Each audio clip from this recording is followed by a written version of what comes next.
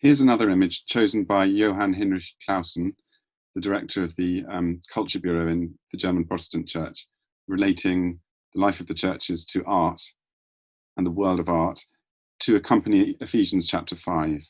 It's a stained glass window by a female artist made for a German church. And here I have a picture of it, but if you want to go and look at it in more detail, and please do, then you can go and zoom in on it and spend as much time as you like with it by visiting the Visual Commentary on Scripture website.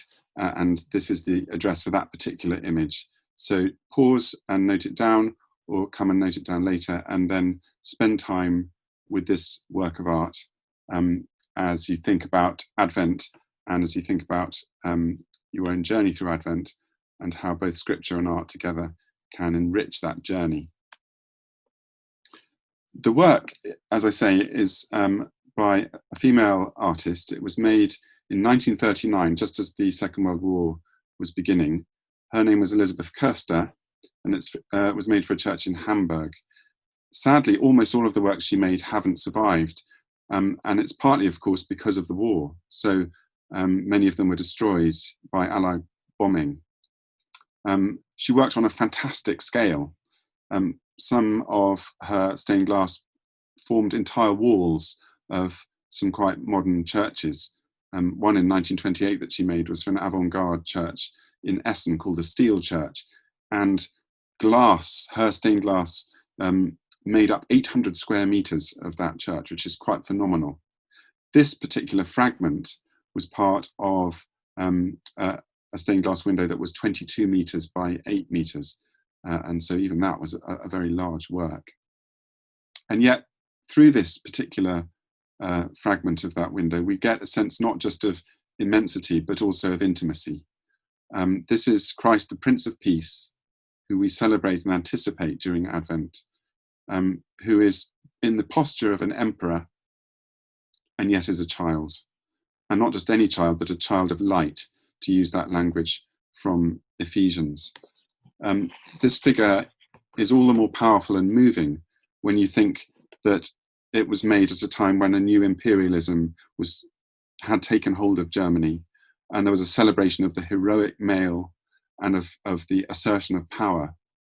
But the power of this Christ, the true emperor, is the power of peace, the power of vulnerability. These hands are open. They hold no weapons. They hold no instruments of power. They're open, and what they emit is the light that shines through them. Stained glass is a wonderful image, if you like, of how we too are to be transparent to the light that God seeks to bestow on the world.